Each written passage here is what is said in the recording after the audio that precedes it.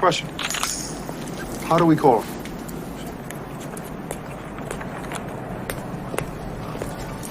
He gave us a signal.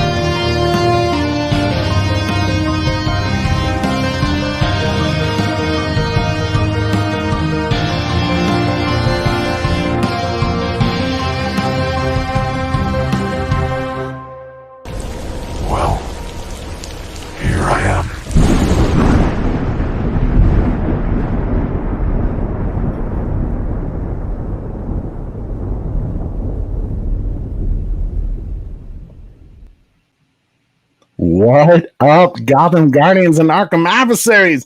It is your boy Trey from the Bat Channel, and we are live from the Bat Cave. Man, do we have a damn good show for you guys today. But before we begin, let's get that super bro Corey up in here. Super bro, what's up? What's up, everybody? How we doing tonight? Hey, I'm man. ready to go. This is going to be an amazing show today. Absolutely amazing. Mm-hmm. Woo! I am so excited, Corey. I'll let you tell them the good news. Just right off the bat there, huh? Yeah, let's just get right into it, man. We ain't playing around today. We ain't playing around? Well, guess what, everybody? Boom! 1,000 subscribers. Oh my God. Subscribers. Hey. Wow. Wow, man. Absolutely wow, man. That is so fantastic, Trey. You did it in under a year too, my friend. Congratulations. Yeah, dude. Did it under, I think we're technically at 10 months now. So I think that's right. And you know what? We couldn't have done it without you out there tonight. We have tons of people on the show tonight, Trey. We have some new ones as well. Let's give a shout out to some of these people out here tonight, man. It's exciting. So we got our boy Trevor H in the house. Trevor H. What's up, dude? Bat Fanatic. It's his first show tonight. Is it? Okay, I was going to say, I don't recognize Bat Fanatic. Well, welcome, Bat Fanatic. You're in the right place. The Bat Channel for Bat Fanatics, you know. Let's see. The release of Snyder Cut guy, TBC, going big. Well, one day will be huge. You know, soon you guys will be like the OGs wearing around like the Bat Channel t-shirts. And, you know, and we'll just be ruling the world. Something. You ready for this one? The real Walter Hamada's on tonight. The real Walter Hamada. Give you one guess who that is. One guess who that is. Is that I just got to know. Is that Yellow Devil? You know damn right that's is Yellow it Devil. Really? Oh, man, Yellow Devil. Boom. Hey, it's, ladies and gentlemen, it's the Wonder Wife, Sarah. The Wonder Wife. How you doing, babe? I say it's funny that she's watching me while I'm doing a show, and she's just out there by the door. Might just have to like force her to come in for a show sometime. Man, wow! But congrats, Trey, on 1,000 subscribers. That is so fantastic. Man, it's congrats to us all. This is what it's all about, the community. And hey, it's the Batfleck movie. What's up, guys? We got some special stuff to announce a little later on in the show with what's going on with that. But hey, man, I'm so glad to have you guys here with us. And seriously, from the bottom of my heart, thank you guys so much for being with us, being, you know, loyal followers, and, you know, for the most recent subscribers and the newest subscribers. Like, welcome to the Bat family. Seriously, like, I was always like, when my dad pushed me to do this channel, he's like, you know a lot about this stuff, and he's like, you should talk about it. I was like, you know, well, I talked to you about it. He's like, no. You should talk on social media about it. And I was like, oh, like, that's what you mean. And it took a lot of, you know, I guess you could say, like, getting out of my shell about it. Cause usually I'm kind of, I would say, anti-social. I mean, once you get to know me, I'm pretty social, but usually with like strangers, I'm fairly quiet. So this is a bit of pushing for me. So now that we're at 1,000 subscribers, I just can't thank you guys enough for this like incredible experience. And man, it's only going to get better from here. We're working on doing a new look to the show, a new logo that my Wonder Wife is actually working on, and things are going to get really, really cool. I just put in the request for, the monetization. So I thank you guys for that. So that way we can start doing super chats, because one of the things we're going to do is I'm not going to break the news yet, but we're going to do some like fundraising events here where any money we make from super chats are going to go to a good cause. That was something that was very important to me when we had this opportunity to do super chats. So I'm super, super duper excited for that. One of the things that we are going to use the super chats for is like for the Hallelujah video that we're working on with the Snyder Cut community, which just FYI, if you still want to send in candle videos, you can do that. Just reach out to us about that. It's just a quick 10-second video that you just light a candle and pass it on to kind of do this autumn's light shines on for this whole cool Hallelujah music video that we're doing. And we're currently working on that. I was personally waiting, to be honest with you guys, to really hit it hard once we hit 1,000 subscribers, because what we're going to do is we're going to do a huge live show when we premiere it, and we're going to raise money for the American Foundation for Suicide Prevention when we release that video, which is going to be super duper cool. Oh, Corey, I think you're mute, buddy. Darn right, I was muted. Do you want to push that Hallelujah video tonight, in the sense that they can get an idea? I still have it up on here. Oh, do you really? Oh, yeah. Hey, Super Bro Corey, up for ready to go. Yeah, well, let's play this video. If you are interested in submitting some final videos, like I said, we're still putting it together. We're kind of waiting to hit 1,000 subscribers, so that way we could really give this video justice and for it to hit the main cause of raising money for AFSP. But here's what we need from you guys. Like I said, it's a really quick 10-second video. For those of you who aren't interested in sending in a video of you singing or playing an instrument, but you still want to find a way to be involved in this really cool project, I have to give credit to my Bat Mom for actually coming up with this idea, and I really love it. It's so cool, and it does exactly what we're trying to do with this video of spreading this message. But basically, we're gonna, this video, while we're celebrating the Snyder Cut community, and it's a thank you to Zach and everyone who made this possible. Like I said, it's partly a tribute to Autumn Snyder, and we're doing it to in honor of her. So I think it would be really cool if, for those who want to just be a part of this video, if you can light a candle, and it'll kind of symbolize that Autumn was this light that has brought us all together, and that her light still lives on with all of us because of what we were able to accomplish and achieve together with raising over $500,000 for the American Foundation of Suicide Prevention. I'm hoping that this video encourages people to take it to the next milestone of $1 million for the Snyder Cut community in honor of Autumn. So here's what I need from you. So all you'll need is a lit candle, and what we're going to try to make the video look like is that we're passing the candle all around to each other. So you're going to grab the candle from right off screen to the center, and if you want to say for Autumn, you can, or you can even say thank you, Zach. I'll leave that up to you guys, but then you'll take the candle and you'll pass it off to the left, and we'll keep doing that until it goes through everyone. And the idea is that Autumn's light lives on and has touched all of our lives from around the world to unite us for the cause to fight depression and to raise money for the American Foundation of Suicide Prevention. I can't wait to see how that turns out. I think that's just going to be such a powerful moment for the video, and just going to look really, really cool. My video editor, Corey, and I have really thought of some cool ideas that we can do with that candle. But if you guys have any questions, feel free to email us at heybatchannel@gmail.com. You can also hit me up on my Twitter at Trey Austin Music. Thank you, Corey. I really do appreciate that, bud. So yeah, it's like I said, super easy to do. I think we already have like 20 entries for the candle, which is like awesome. We're willing to accept more because we want as many as possible. So if you have friends, family, anyone that you know that's a part of the community to be in this video, let them know about it, because that is going to be a really, really cool thing. Allison Crow knows about it. She was the one that provided us her piano music backing track. We have a celebrity. I'm excited for that one. That's going to be in it. Like, when they reached out to me, I was like, I fanboyed out. I said, like, Corey, a message just, dude, like, you have no idea who like just messaged me and said like they're gonna submit a video to us. See, I'm trying not to spoil it, and I'm worried. I see Corey, he's just like, hold on, like, careful. Like, I want to yell it right now. I just want to be like, hey, yo, we should start, maybe giving some hints and tips and stuff like that. But we'll have to save that for another. Maybe show when we have a set date of when we're gonna release that video, then I'll start dropping hints of who it is.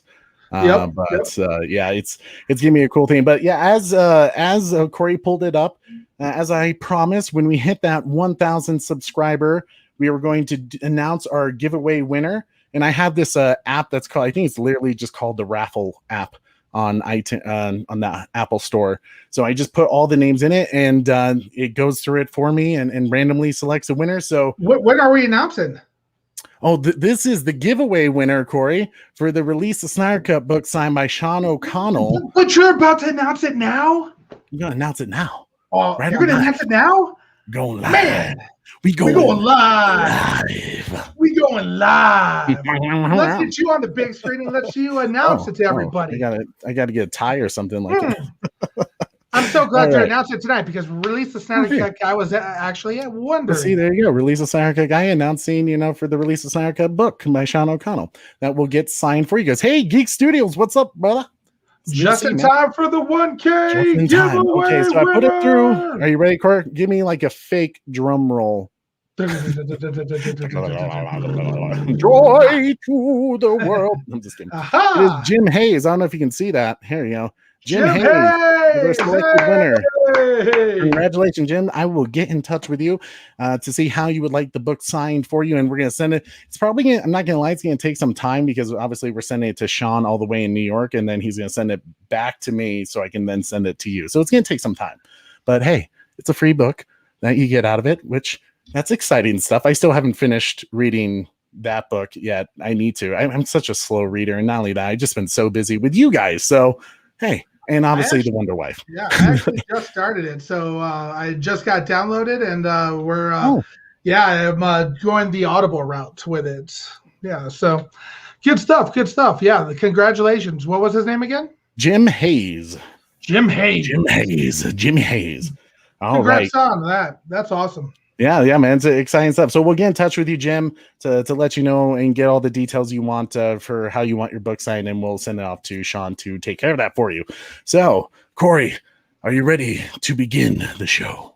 You know it, baby. Let's do it. I hope you guys are ready. Here we go. Hey, Batfleck Moon saying congrats. Appreciate it, brother. All right. So the first thing we're going to talk about is the Shazam Fury of the Gods. We have some updates with that film that, oh, hi, Mom. Mom's watching tonight, Bat Mom. So we have some updates on the Shazam Fury of the Gods sequel, which, Corey, I don't think you saw. I'm trying to think if we saw I saw Shazam, the first one, and I'll put it this way. I think it was a good movie for what it was, but I don't think it was like, it's definitely not in like my top 5 for the DC films.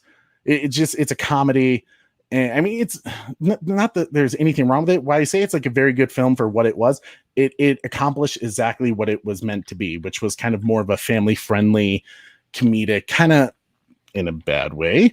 Maybe not in a bad way, because I mean, that's what they were going for. So Marvel-esque film, right? And it worked. It was enjoyable, other than terrible mom in that movie. My God. And I'm not going to lie, I was boycotting it a little bit, Trey. I was slightly boycotting it.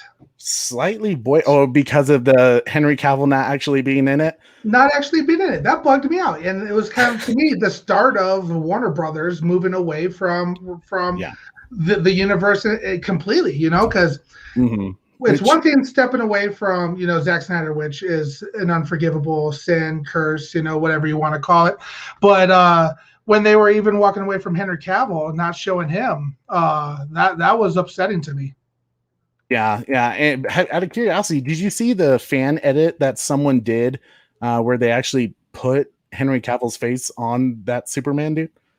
No. It's kind of like, God, what movie did they do something like that? It was Sherlock Holmes, the first movie, when they came out with like Sherlock Holmes, the Game of Shadows, the guy who voiced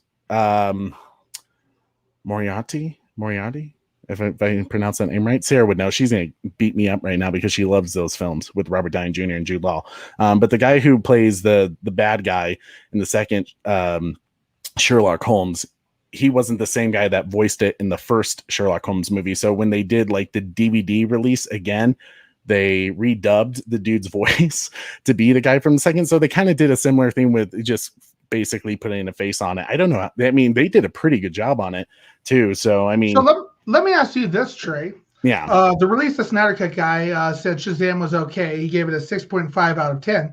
How would you rate Shazam, the first one? That's so, I think 6.5 is fair. Maybe a 6.7, 6.8, 6.9 in that. Definitely not this is where I say it's tough. In terms of the type of film it was meant to be, I'd give it like an 8, something like an 8.3, because I think for what it was meant to be, like, yeah, they nailed it on the head. I feel like, I mean, it just wasn't my favorite film. There was like, they also had some moments where it was kind of like a weird combination of horror and comedy with, the 7 Deadly Sins, I think, were the bad guys in that film. So, I mean, there were some things, but I will say basically the thing I was getting at with, in terms of Shazam, was one thing that always bugged me about the first one. And I don't know if you've noticed this, Corey, from like some of the set photos or maybe some clips you saw of Shazam. Zachary Levi looked really, really weird in the suit in the first movie. It looked like very comical, cartoonish superhero, where it's like big upper torso and like small legs. Yeah, for sure. Yeah. Well, to be honest with you, he's just kind of a weird looking dude anyways. So. Well, I mean, Zachary Levi, I will say this, guys, because I know a lot of people give him shit for what he said about the Snyder Cut a few years back. He's actually a super nice guy. I had a chance to but like attend one of his panels at the Denver Pop Culture Con 3 years ago, something like that.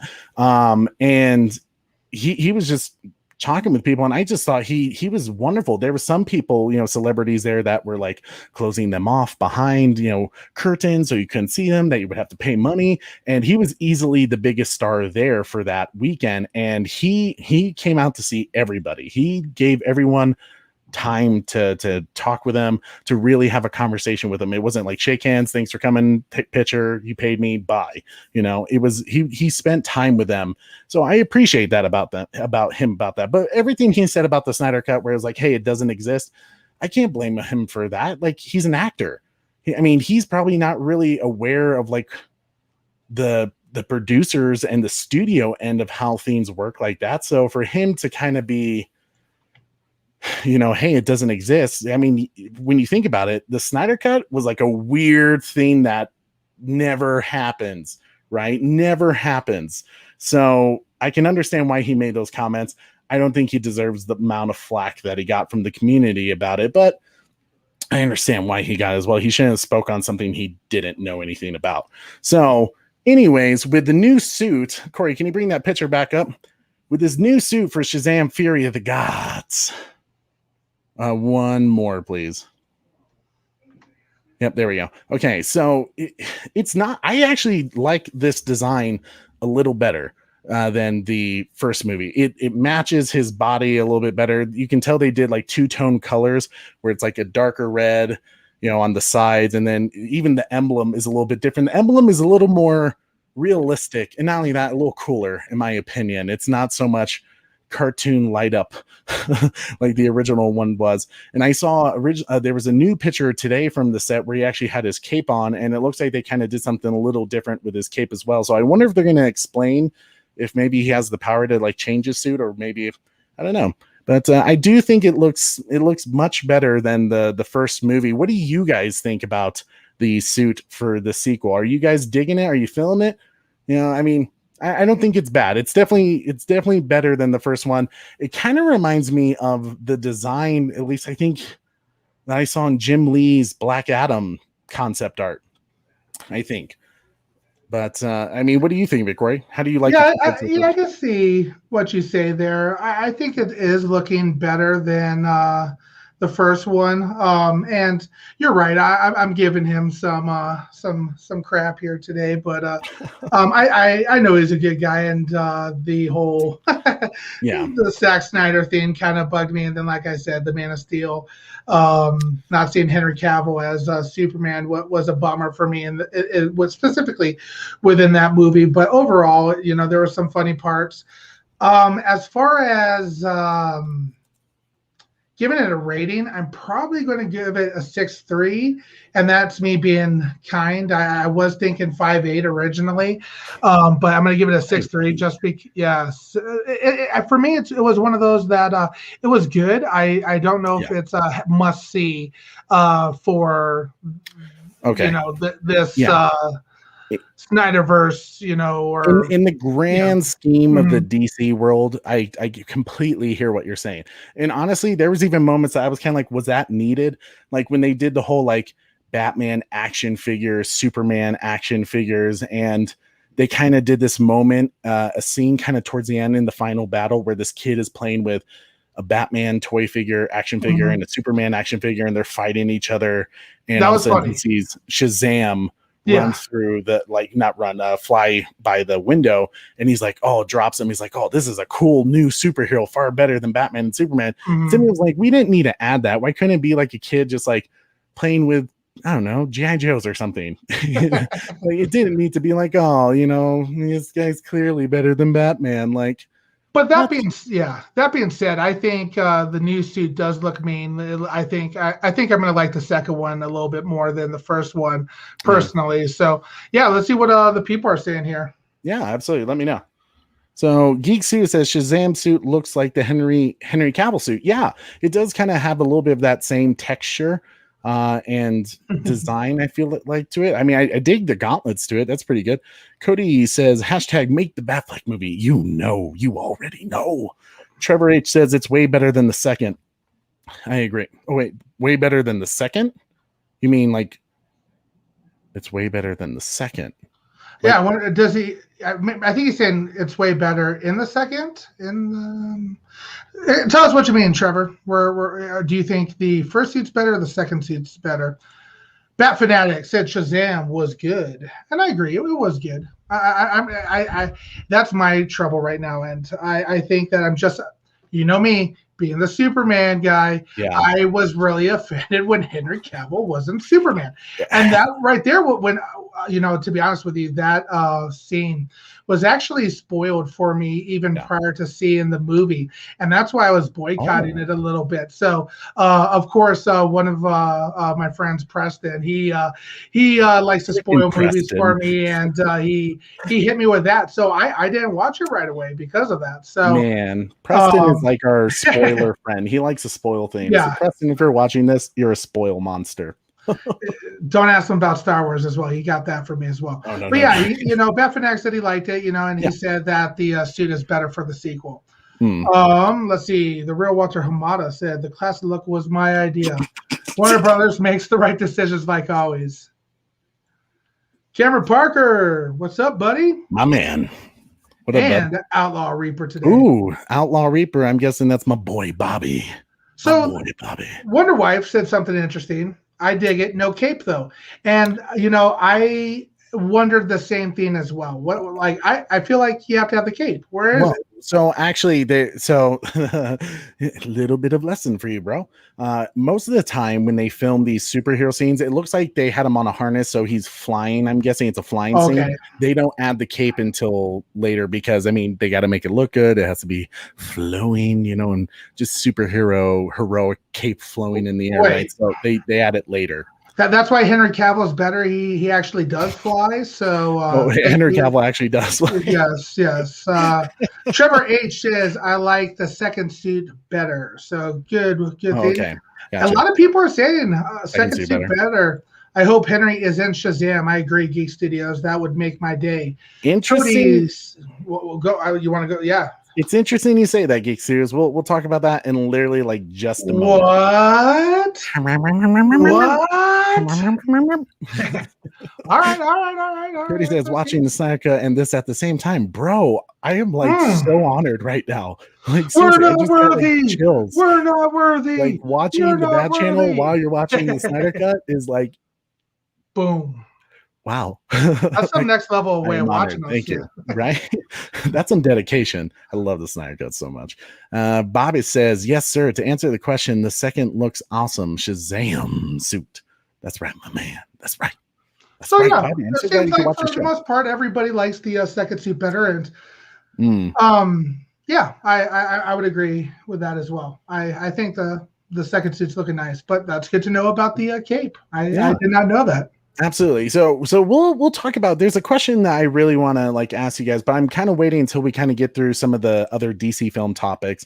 So there's gonna be some more stuff that we talk about. But Corey, we did bring up Henry Cavill and Superman returning. Yes, Geek Studios per se. Geek Studios. I hope Henry's in Shazam. Let me know. What is it, Trey? I'm curious now. Pull up the slide, buddy. Pull up the slide. Okay. I guess I can do that.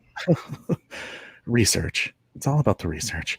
Ladies and gentlemen, so as we know, Black Adam has been filming for the last 2 months, I believe, 3 months, maybe even. No, I think it's 2 months that it's been filming. And Dwayne Johnson released this little teaser photo. Of course, everyone's keeping the suit on lock, which I also kind of laughed when they did the Shazam 2. They released a little teaser trailer that was like basically Zachary Levi in the dark in some broken down place, and he's is kind of teasing the new suit, and he's like, man, you guys really need a light. And there was just a little comedic bit. It was basically what the style that you got from the first Shazam movie. But it was funny that they kind of were trying to hide the suit, and yet here's all the set photos of him out in the open with his Shazam suit, and it's like, oh well, the release there is lost, but Black Adam, they're keeping everything under wraps. And I think part of the reason why they're keeping everything under wraps, because we have not seen a single set photo from Black Adam, is because I think Henry Cavill is going to make an appearance as Superman. He just released a picture on Instagram while he was flying to the US, and he had his hair cut, kind of similar to what we've seen him cut, for Superman, and he dyed it a little darker. Oh man. Superman. Oh man. I missed that, dude. Yes. I don't know what you guys think. Is Henry but here's the question though. Wow. Is he gonna show up in Shazam or is he gonna show up in Black Adam? They did tease him in the first Shazam film, right? Kind of. It was his emblem, technically, even though they didn't show his face, which I've heard multiple issues of whether it was Henry Cavill's contract problems or scheduling problems, so they couldn't put him in there. But I think it's interesting. I think he's going to show up in Man of Tomorrow. It's the restart. The Snyder Verse has you're been just restored. going like screw it. Yeah. It's not even Black Adam. It's not even Shazam. It's my own freaking sequel. Let's go. What? I hope it is, because why the hell we're still like talking about doing a hashtag Man of Tomorrow trending Twitter event to get Warner Brothers? It's freaking Superman. Like what? Why are we taking so long to get Henry Cavill back? Like you couldn't ask for a better Superman or Clark Kent for that matter. Mm-hmm. He is like new 52 rebirth Superman. Like he's just modern Superman, and he's brilliant for that role, and he wants to play it. You have an actor who's like, please let me play Superman for 20 years, and you've now wasted. When did Man of Steel come out? 2013, so 8 years. It has been. Holy cow. Now, I know some people are like, well, Batman v Superman is technically his sequel. Sure. Yes, I will believe that. I'm talking about a direct solo sequel with Superman, with, fighting Brainiac like Zack Snyder talked about. Come on. I want to see that. I want would love to see that. I would love to see that. It'd be fantastic. So I'm curious if you guys think Henry Cavill's going to return, because you know what? He should freaking return. Geek Sue says, congrats on 1,000, you guys. Oh man, thank you so much, Geek Sue. Like seriously, you know what? I realized I didn't even tell people about that moment when I found out. Okay, so quick sidetrack from what we're talking about. First off, Corey, do you have a drink? Are you drinking tonight? Unfortunately, I am not right now. I actually, I am drinking some water. Hydrogen oxygen. No. So obviously, before you get to tell people about that show, I literally just got home from a trip, and literally it was like 5:30, walking right in, like launching the computer and everything and making it going. So that's so funny. I literally thought you were home this entire time because you were like getting stuff done, and I'm like, how's he doing this? Like, isn't he like away? Yeah, every pit stop I was like, setting things up. You send over the script. I was like, okay, and now I'm creating a StreamYard event for it. So yeah, it was it was working like clockwork. But I'm super excited for you to talk about that moment for you.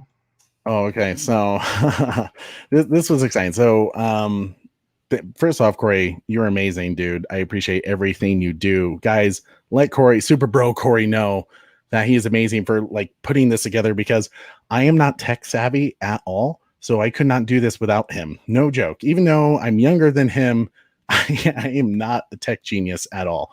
I often ask Wonder Wife to fix than me. You suck. You suck. Anyways, thank you, Corey, for everything you do. Seriously, bro. So yesterday, we were approaching 1,000, and I saw it on our YouTube studios. I was checking, but I was like pretty confident. Usually what happens is like you just don't make it in that day that you're like within 10, right? Like, but I had a lot of friends reaching out like, dude, you're almost there. You're almost there. Like, we're going to get you there. And I was like, oh, I appreciate it, guys. But usually, someone like tries to be that 1,000. So they're subscribing. So you're just going to stay there, at a stalemate, even though that makes zero sense, because I would not be able to tell who is number 1,000. Just being honest there. But my Wonder Wife and I, it's been forever since we've been on a date, and Colorado's now opened back up practically. And we were wanting to go see a movie. So we stopped by a store real quick. I can't even remember what the store is. Maybe Wonder Wife, if you're watching, baby, can you let us know what store we're at?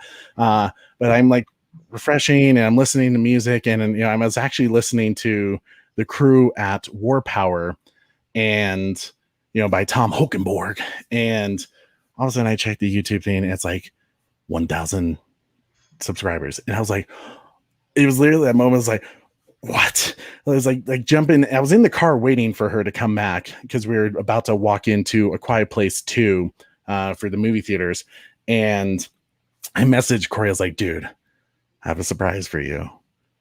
We made it. We made it to 1,000. And sure enough, Wonder Wife comes back into the car, and she's like, I have a gift for you.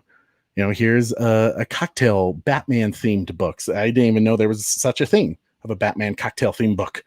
And she gave that to me, and I was like, well, I have a gift for you as well. 1,000 subscribers. So that was like just like a really cool moment, especially the fact that I was listening to the crew at War Power. Just totally made my day. So I once again thank you guys for making that all the more special. It really meant the world to me. And it's hey, Mark and System Failure, what's up?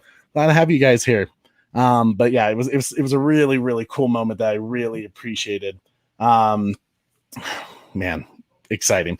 Corey, are you ready for? Whoa! You were at Hallmark? Was it Hallmark? That's fantastic. You were making memories at Hallmark. Your life is like a Hallmark movie now. That's adorable. Thanks, honey. Now No, Corey's gonna bring I was so happy when you text me because I had just got done putting some earnest money on a new home, and Congrats, buddy. I was super excited for that, so I was kind of celebrating as well, and went to this like really nice steak chop house place, and it was fantastic. It was a bone-in ribeye, like 36 ounces. They had it, brought it out, cut it off, kind of like the salt bay, kind of thing going on, and you hit me with that. I was like, oh yeah, man, this is awesome, man. It was a special moment for sure. I was happy to be able to like message Corey, and then like me being the downer that I am, because I'm not a downer. I'm just kind of like a realistic. I'm real with it. So I was like, hey Jesse, is this your first time here? I don't recall seeing your name ever. Yeah, we have a few tonight, man. I'm loving it. I'm loving all these new subscribers, loving all these new people joining our boy Jacob. Our chat. What's up, Jacob? Or Jake, sorry, Jake. Every time I see your name, I always like say Jacob, but I know you prefer Jake. Glad to have you here, guys. Man, it's what's up, Mark? How you doing, man? Much love from London. Yeah, I love it. It's fantastic to have you guys all here. But that's cool that you and I got to kind of share that moment. Then I had a nice little evening with my wife, which now she won't bug me for at least 3 days until I take her on another date. Just kidding.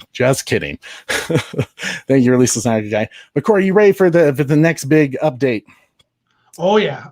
Just said first time make the Batfleck movie account. Sorry, what was that?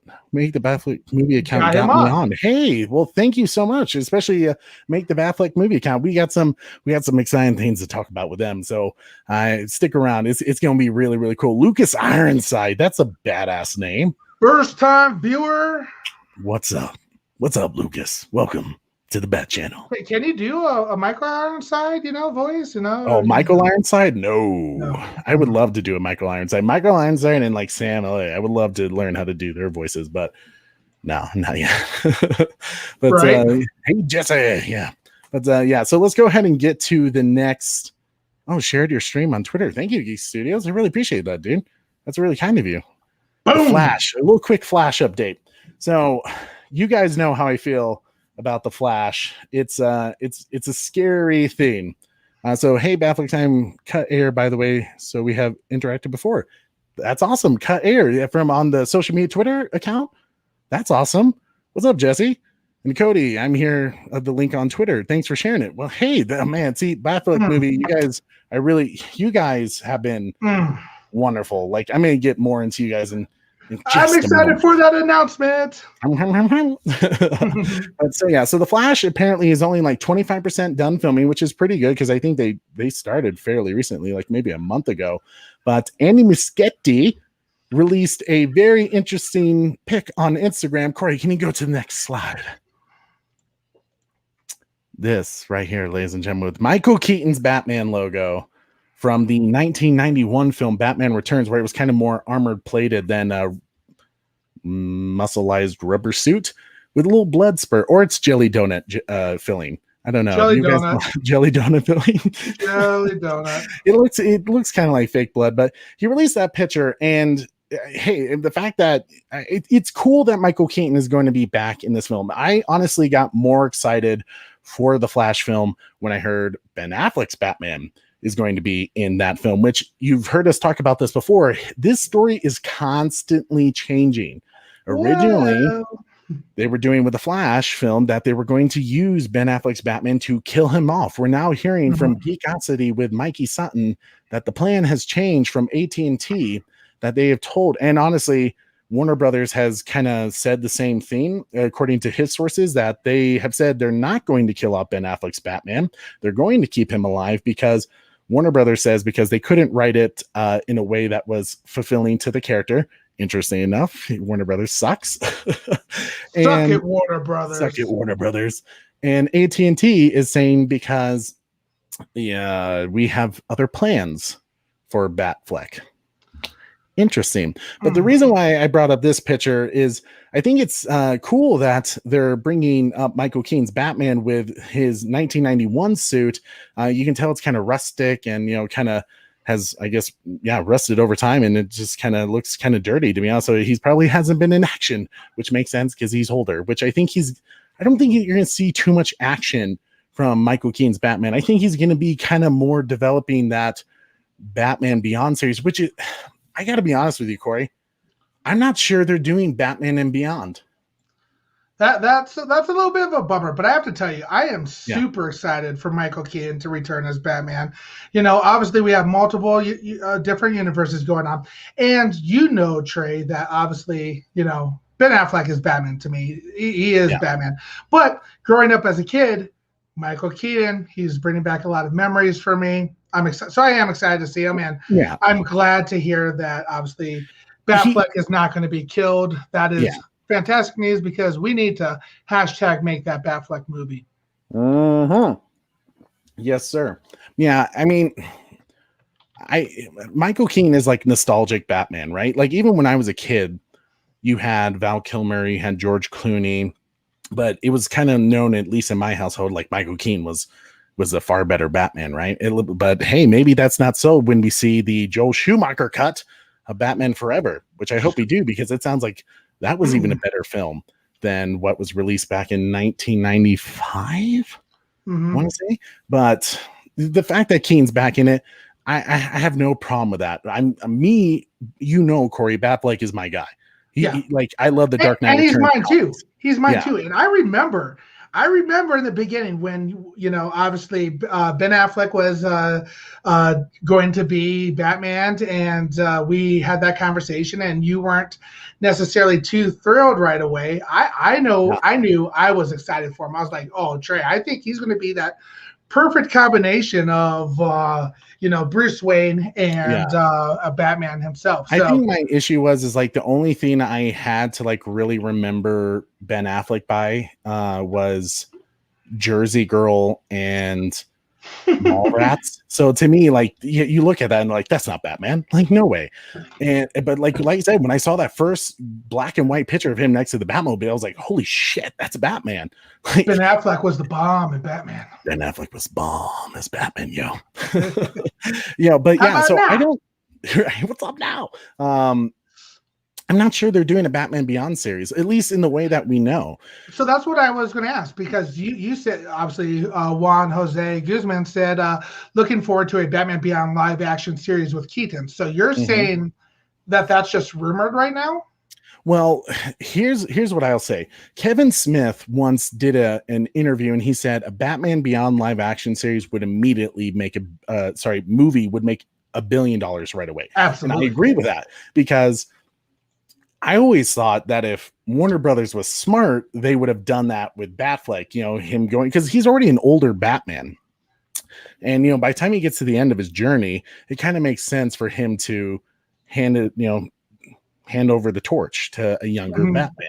And I always thought, well, there you go. You can continue with a Terry McGinnis that way. I always thought that was a great idea. With this, the Flash movie, and what Warner Brothers is doing, you've heard no discussion in their future film slate that is with Batman Beyond, with Terry McGinnis. You've heard nothing. In fact, you haven't heard anything with the Flash movie about that. What you have been hearing is that Batgirl is supposedly going to be making an appearance in the Flash movie, and that they are continuing making that Batgirl movie, which I can't remember who the writer is. I want to say it's one of the writers from Birds of Prey, which that's a bit alarming because I wasn't a fan of Birds of Prey. I hated that movie. I think it's still on my last place for the DC films. Like literally watch it. I was like, this sucks. Like this is terrible. And apparently Warner Brothers screwed with Kathy Jan's film on that. So, I mean, maybe it was Warner Brothers' fault again, but # make Man of Tomorrow. Hell yeah, Cody. Appreciate it. So Trey, probably the real Yellow Devil asked an interesting question. So will the Flash movie actually change anything? Because I feel they will just keep being Warner Brothers. My man. Yeah, I'm not sure. I'm not sure the Flash will, other than it will. This is where I say, with the Michael Keaton Batman, it could be that he's a Kingdom Come Batman. He needs like the technology to keep him moving. But in terms I think the Flash movie will tell us all we need to know of what Warner Media and Warner Brothers and DC Films is planning, or what they have in their future. We've already kind of seen them just be total dicks to Zack Snyder about Justice League. And the fact that this Flash film was meant to be a way to kind of wipe the slate clean. And here's the shitty part about this film is that Zack had this film planned. It was going to be after Justice League 3, his film. He was then going to do a very comic book accurate Flashpoint film that he said himself was meant to clear the slate so that DC Films could start over again with a whole bunch of characters to continue a new Batman, a new Superman if they wanted to, a new anybody, a new Wonder Woman if they wanted to. But they're using this early because they're like, oh shit, like we can't have this. But when it comes to the Flash film, I don't want to say yes, it's going to completely change things, because technically it's not. We got Wonder Woman 3 that they're going to work on. Gal Gadot just talked about that recently. You got Aquaman 2, which that's sounding... I remember when Jason Momoa first talked about Aquaman 2, because that was a $1 billion film, right? With the first Aquaman film, it caught everyone by kind of surprise, really, but it was visually amazing of a film. I don't know if it was a great film either, but it visually was stunning. Kind of like, I would say, like Avatar stunning visually. And with that film, Jason Momoa was like, yeah, we're going to do it darker. It's going to be bigger. It's going to be badder. I was thinking like, oh man, this could be really cool. We might get like a King Orm that like wipes out his family, get really into it with Black Manta and stuff like that. And maybe even the Trench. Patrick Wilson, who plays King Orm, recently just said that like, oh yeah, it's bigger, but it's going to be funnier. And it's like, what? Like, what happened to this other plan that it was supposed to be darker? And like, I'm not saying that every DC film needs to be darker. That's what Shazam's for, right? That's what Shazam was meant to be, that family comedy film. Mm-hmm. But with this film, with Aquaman being funny, even more funnier than the first one, which I thought the first movie kind of went overboard at times with comedy, like stuff that was unneeded, like some of the weird pop tunes they put in when they're walking out of the beach was kind of like why? That was like 10 seconds of a scene we didn't need. But System Failure says, I made a video called The Vision. It shows Batman Nightmare. I'll have to check that out, System Failure. We have System to do a react. Makes some really cool videos, so I would recommend you guys do a react to that. That sounds awesome. Yeah, I'll have to check that out. Thank you for letting us know about that, System Failure. So will the Flash change things? It's certainly possible. The Flash film, we're going to have to really pay close attention to. Here's what I've said about the Flash film, that if it's shorter than 2 hours and 15 minutes, be afraid. Be really afraid with that film, because you can't explain and like create this concept of the multiverse and do such a quick, story with it that you don't give any character development or even like enough time to kind of enjoy the things in the multiverse and then make it a good, smooth story. So I have a question, Trey, actually, about that, and it's similar to what Juan brought up, and it says things might look good with the Discovery merger, Snyder-wise. So that being said, does Discovery currently have some say in what the Flash movie is going to look like and what they can do with that and what they can't do with that? They have zero say at the moment. Okay. That's the truth. They have zero say at the moment. So currently it's business as usual until January, February, March of next year when they officially merge. Because right now, I mean, at any moment, Discovery could back out of the deal. AT&T could back out of the deal. They could technically. So I don't think that'll happen, but right now it's business as usual. Walter Hamada is still running DC Films, and Sarnoff, Tommy Dickface, is still doing that crap. But my Wonder Wife says, "You're so dark. Are you sure you're not from the DC universe?" Did you just make a Deadpool reference? He did, and I had to bring it up. Comment. Dad's gonna love it. Dad has he's a huge Deadpool fan, and he has told me that I can no longer refer to him as Bat Dad, that he is now Dadpool. So, but people are saying the right, Trey, that it needs to be 3 hours, and it really, honestly, if they were going to do it right, it maybe shouldn't be a movie. It should be like a series. Watch Flash be like an hour and 40 minutes. Oh yeah, Jeff, you're absolutely right. I Yeah, completely agree. A series would be a fantastic. Like, how are you? Flashpoint is such a huge theme. Like, how are they going to fit it into this movie and take time to build the themes up? That's where I say when they call it a Flashpoint film, they really should. I think they're trying to get away from that concept because I think it's going to be so loosely based on Flashpoint comics that if you're going in and you're expecting to see Martha as Joker, Thomas Wayne as Batman, the Atlanteans fighting the Amazons, none of that is going to be in it. Hell, Supergirl's in it, but and also no freaking Ray Fisher.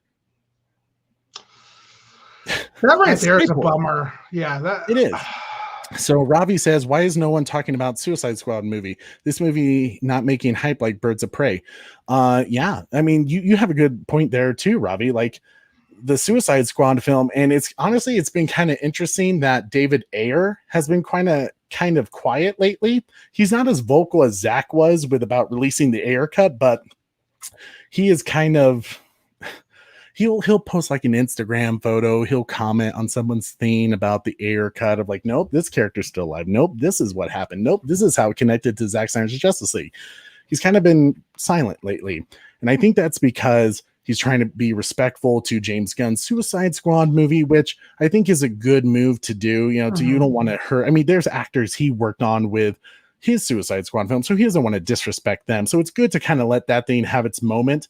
And then after it, hit it hard. So hopefully, I think we could at DC Fandom maybe get an announcement of of the Ayer cut.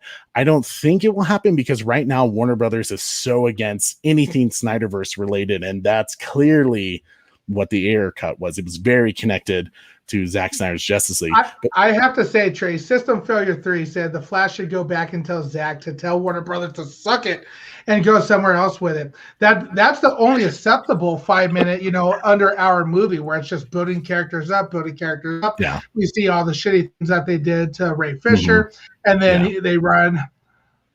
Tell the Warner Brothers to suck it. It's Warner Brothers. They suck. You have to destroy them, Zack. You have to destroy them. Yeah. So the Batfleck movie says, yes, directors respecting each other's, except Whedon. Absolute Whedon. Like, I don't even want to talk about that dude. Whedon who? Hell yeah. Like that guy should never work again. And I hope he doesn't. What he did was despicable, Yeah. And he's been doing it for years, and no one has just had the guts to say anything about it. Or maybe he did try, and the studio quieted them down, and told them to shush, which is BS even further. But yeah, in terms of, I have no problem with directors' visions. That's why I don't have an issue quite with Shazam. It's the studio, right? And actually, we'll get into this, but Corey, let's go ahead and get into our next slide about some Zack Snyder interviews, because this again kind of connect with everything we've been talking about recently. But yeah, the Flash film is going to be an interesting film to watch, to see. You're going to get an idea, to kind of cap on that real quick. You're going to get an idea if Warner Brothers plans to completely annihilate any connection to the Snyderverse, or if there's going to be a hint of hope. And if they were smart to keep at least our community watching Warner Brother films, they will keep connection. They'll keep some form of connection, just because when they have to turn this around, when Discovery gets in, they're going to need that. They're going to need it. They're going to need it a lot. I wouldn't be surprised if when Discovery gets in, because I think the Flash comes out November 2022. Hey, you did it. I did it. I got it that time. See, Corey's my memory guy. November 2022. I wouldn't be surprised if Discovery gets in there, in March and says reshoots. Like, you need to have some connection here. Get Ray Fisher back in this now.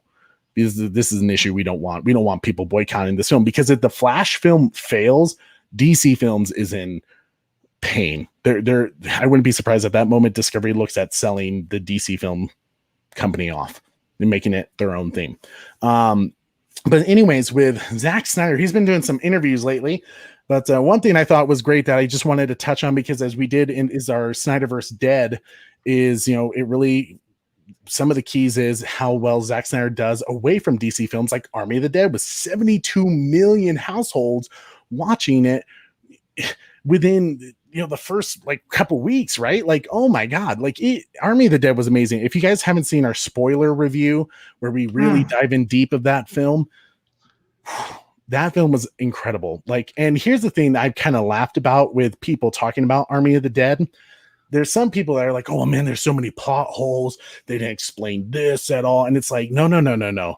If you know Zack Snyder, if there's something that is so clearly not explained, that is a huge story point, he's saving that for something. He's saving it for the mystery, because he wants you to get in your head and just going crazy about what this could mean. What is this? What is that? Like, what? And then he wants you talking about it with your friends because you're so excited. You're like, what? Did you see that thing about the loop and the time? You're like, what? Like, what's going on? Aliens, zombies, robots? What?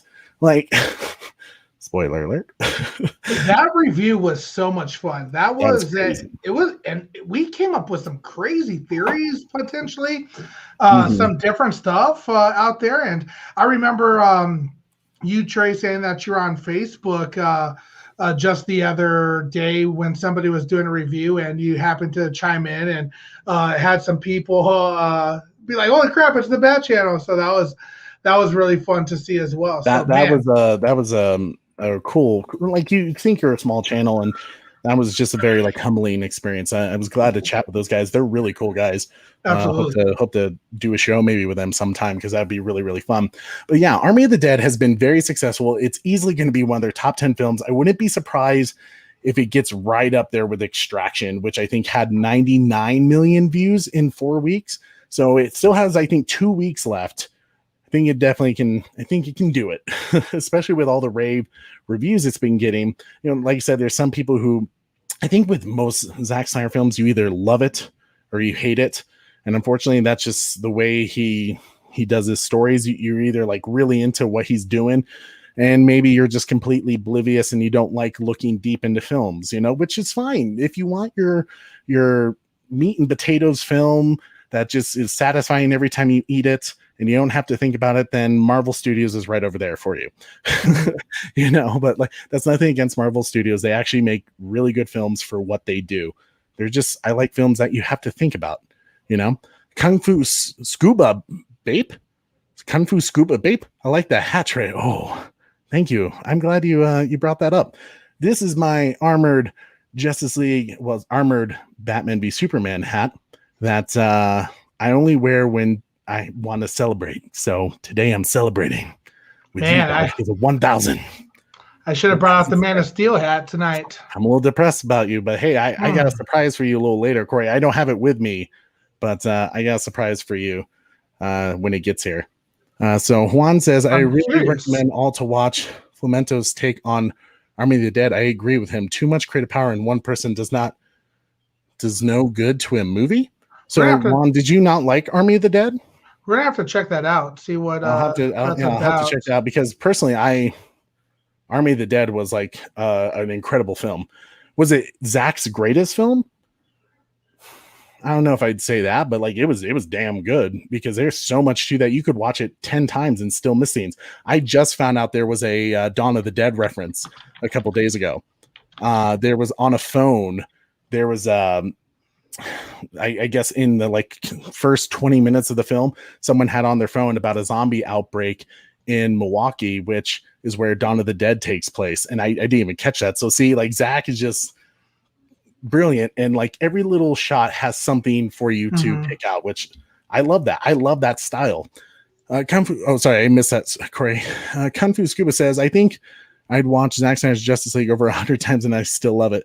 I just play it in the background when I'm doing other stuff around the house. I'm the same way.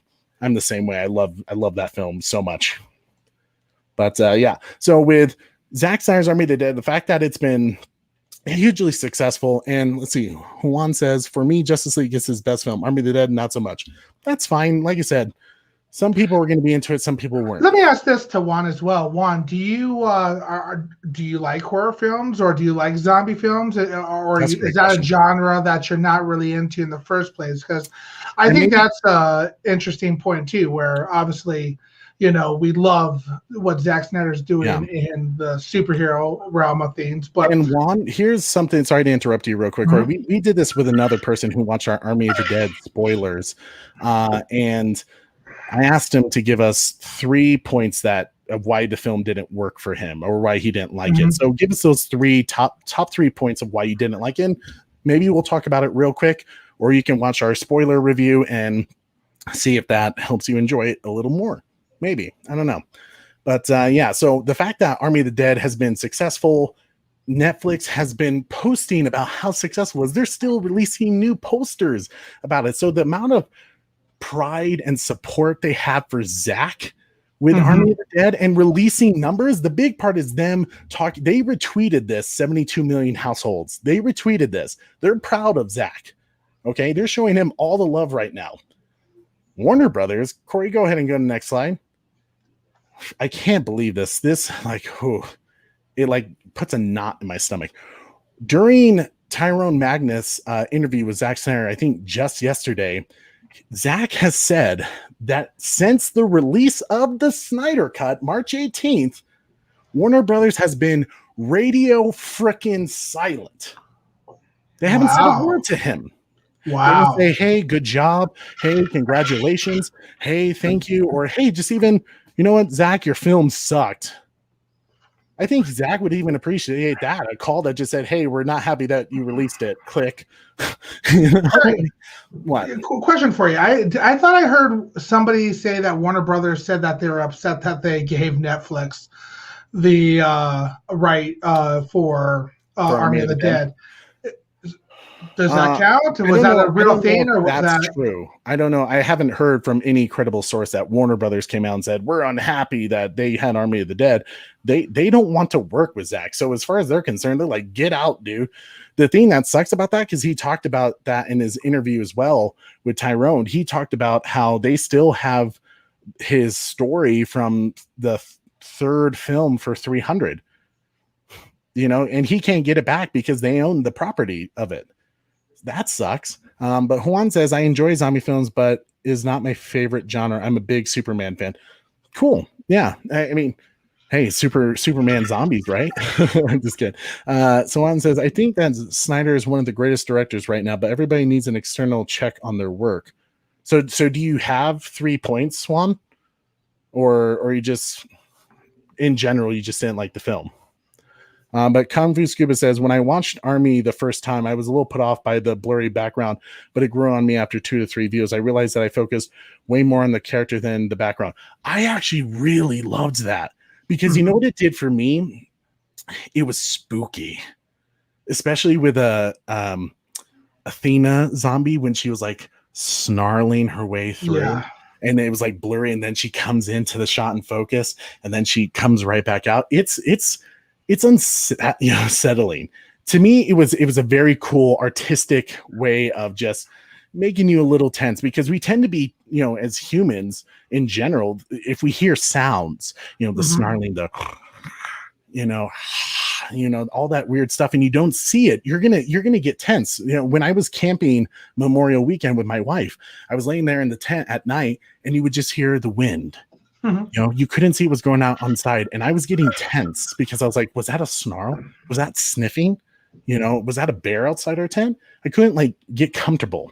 I'm also a paranoid person, but like, you know, like it was just one of those things. Like simple sounds were just making me tense, and I think that's why it works so well in this film. And not only that, he kind of used this same style during the nightmare scene of Zack Snyder's Justice League with a Joker, but he did that in an artistic way, in the way of that shot. And we'll talk about this during when we do our spoiler review breakdown of Zack Snyder's Justice League Part 5 and 6, I think is what we have left, Corey. Is that correct? When we get to that, we'll talk about that scene, because Zack uses it in a way of storytelling where Batman he's talking to the Joker, and he's trying to focus on the card, you know, the truce by the Joker.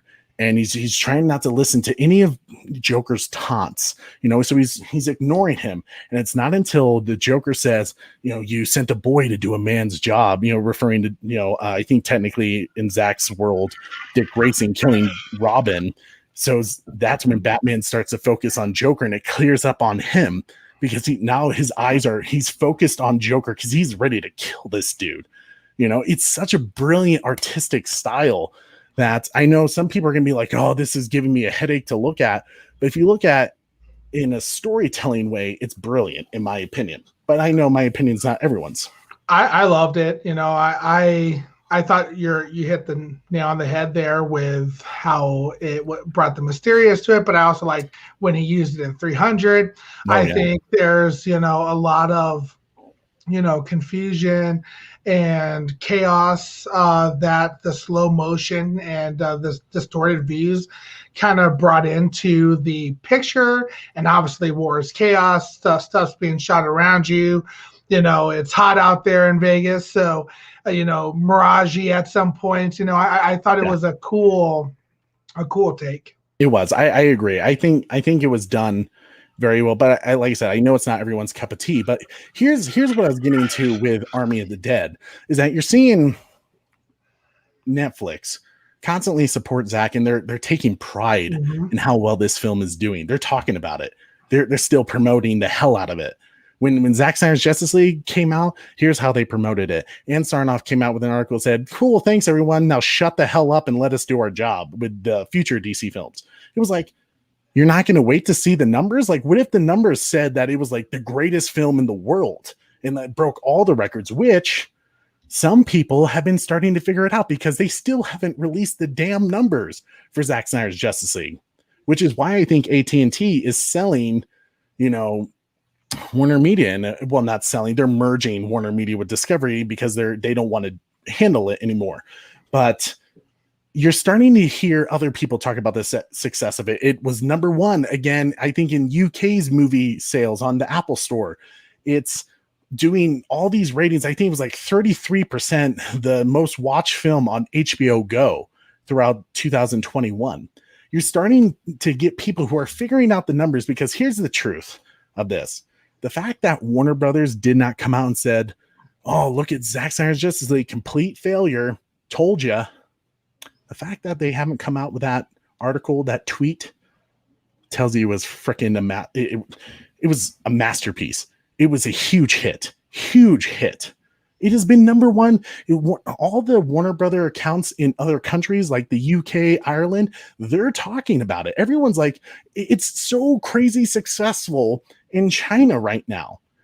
And the US Warner Brothers is dead silent. They're like, we don't want to talk about it. It doesn't exist. In their eyes, it's like, oh yeah, the Snyder Cut doesn't exist. Even though people are able to buy it right now, at least in other countries, I bet they're holding off on the US because they know a lot of people right now are going to buy Zack Snyder's Justice League, and they're going to cancel their HBO Max subscriptions because Warner Brothers sucks. Bye-bye. And I can't blame people. I really can't blame them, And here's where I have to ask you guys. Here's the big question that I really need to know from you guys. With the continuous mistreatment and toxicity from Warner Brothers, how do you feel about supporting the current future DC film slate with Suicide Squad, The Batman, Black Adam, Flash, Aquaman 2, Wonder Woman 3, the Superman reboot, all that? I need to know, like, do you guys feel like boycotting Warner Brothers? Because I'm not going to lie to you guys. I'm struggling lately. I'm struggling to support anything DC Films and Warner Brothers has to offer, because it's like I'm constantly seeing you guys treat Zack like shit, like a guy who he just loves the characters, right? Like, I don't understand what you hate about him. I really don't. What do you hate about Zack Snyder doing DC characters? They're so against him. It's like he didn't do anything wrong. It's not like when he came out with the Man of Steel film that everyone was like, oh my God, you ruined Superman. It grew on people because people weren't ready for that Superman yet. Me, I watched Man of Steel. I'm not a Superman fan. I'm a Batman fan. I watched that film And I was like, oh my God, this was a wonderful Superman film. And that's nothing against Christopher Reeve. Those are great films too. But I was just never a Superman fan. Man of Steel made me a Superman fan. Batman v Superman, I would say, is a freaking masterpiece, and it will continuously become even more of a masterpiece. Zack Snyder's Justice League, it's a legendary film. Used to be a mythical film of great proportions. Now it's legendary because we've all seen it. It's forever going to be a huge movie in history. They'll talk about it for years. Yeah. Yeah. It's tough, Trey. And I hear what you're saying. And it's like, in some ways you want to be able to still support, these movies in the sense that you love these characters, you love these superheroes. That Green Lantern Corps looks really cool. That is coming out. Obviously, there's a lot of different things that are going on with the Hamada verse. But for me, obviously, if I don't start to see some change in Black Adam, Flash, Aquaman 2, that may be when I really start to kind of dip off. I'll see Shazam, but in reality, after that, I don't know if I am going to need to see the other movies if we don't have some good faith effort in order to restore the Snyderverse. And I know it's a little petty, but I want the Batfleck movie. I want the Man of Tomorrow, or whatever the next Man of Steel is going to be called. But it's a little petty, but I want the Snyderverse to be restored. Yeah, and it's silly things like that, and really it's on them. It's their fault for alienating this community. Like I said, with that Ann Sarnoff film article that she came out and was like, screw you guys. It was like, hold on, didn't we just we're promoting Zack Snyder's Justice League for you. We made it trend every single day. It was a huge hit on YouTube. You name it. Anytime they release a teaser trailer, it was big deal. People were talking about. I've never seen anyone talk about that film in public like I have with Zack Snyder's Justice League. Like you said, I was at a place to get stuff for a car for car parts, and the guy saw my Justice League hat and was immediately like, "Dude, have you seen Zack Snyder's Justice League? Was it amazing? I love that story. So great." King Supers. I was wearing Justice League, Zack Snyder's Justice League shirt, and someone was like, "Dude, that film was amazing." The guy who came out and fixed my Wi-Fi saw my Zack Snyder Justice League poster, was like, "Dude, have you seen it?" Boss. No, I just have that poster up. It looks good. Yeah. I saw a few trailers. I haven't seen it. Like, I've never seen anyone talk about that film, and not even Avengers Endgame. Now, maybe I have friends who are in that Marvel community, but I didn't see them going ape shit over Endgame the way I saw people going crazy. People who aren't superhero fans were messaging me, friends from high school who I haven't talked to, who just know I have a YouTube channel. They're like, "Dude, Zack Snyder's Justice League." No one did that for me like with Avengers Endgame, and they knew I was a superhero fan. It's things like that where you got this fan group, this powerful fan group. It's a pretty powerful fan group, and you're alienating us. So for me, it's really difficult. It's really difficult for me to support what DC Films has coming up. And this is right now I'm talking about it because I think I'll make my decision when I see the Flash film, the Black Adam film, the Aquaman 2. Because I really like Jason Momoa. That's Zack Snyder's Aquaman. I still have to support Jason Momoa, and when Wonder Woman 3 comes out, I feel like I still have to support, because it's Zack's Wonder Woman. It's not. I mean, yes, it's Patty Jenkins' Wonder Woman, but it's Zack's choice. It was his choice. Exactly. To have, so when I hate some people saying, well, doesn't that mean they're continuing the Snyderverse with having Gal there and Jason Momoa? No, not really. It depends. I mean, look at Wonder Woman 1984.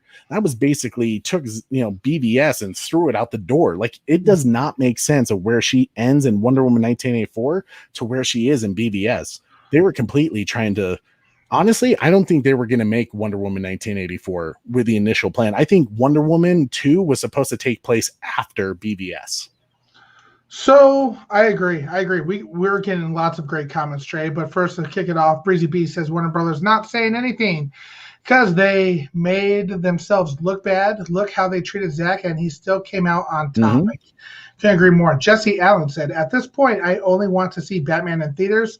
The rest, I can wait for home release. And I think that's what fair. a lot of it's going to be. The Batfleck movie. It's very, very hard to support DC films knowing what happened in 2017 to the cast, the crew of Justice League, and the mistreatment of Zack. Ray Fisher, too, man. Look what they did to him. So Discovery needs to clean house and hold people accountable. Mhm. Completely agree with that. Yellow Dove says, honestly, I will for the first time ever wait for the reviews instead of going opening weekend. I still love the comics, but I don't trust the movies blind anymore. That's fair. That's actually a really good point. Yellow Devil. So Batfanac says it's hard. I love Batman, but I love Batfleck. Yeah, and see, that's where I struggle too. Like, I'm a huge Batman fan, right? But like to me, it was like, now I was pleasantly surprised with Batfleck, and now Batfleck is the greatest Batman of all time. I will immediately say that. So I'm holding my reservations about Batson, but at the same time, it's hard for me to appreciate that film when I know that was supposed to be Batfleck's film. That was supposed to be Ben Affleck's film. Not with I have hard feelings about it. I have hard feelings with you, Trey. And now this is a rumor, and I completely say it's a rumor, and you shouldn't put any eggs in that basket to it. But you're hearing that Warner Brothers apparently isn't happy with that film, and they want reshoots because it's too dark and it deals with Batman having mental health issues. And it's like, once again, you hired Matt Reeves. He told you the plan of his film. Like, why is it always so surprising? Why is the studio always like get a film and they're like, what the fuck is this? What is this? What is this Hamada burger you laid in front of me? You know, like, wow, that would be insane. Continuing on, the release of Snyder Cut guy says boycott Warner Brothers. Trevor H, screw the Hamada verse.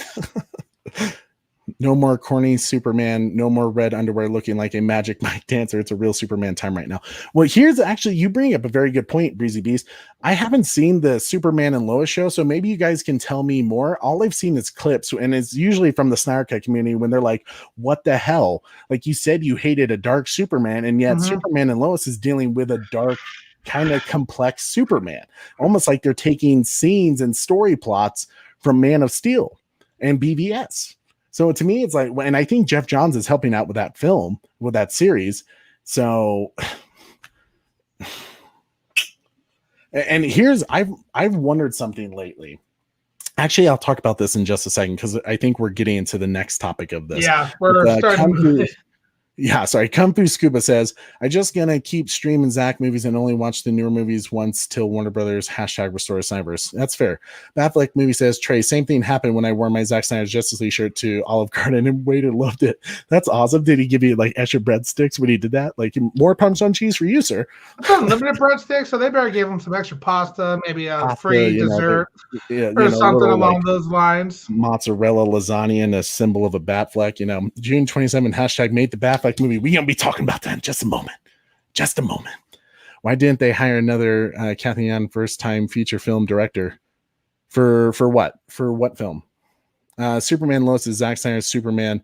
That's why I watch it. It's a great show. So you actually like it. Okay, I've been wanting to check it out. When I heard Jeff Johns was working on it, I was once again hard to watch it after what they did to Ray Fisher.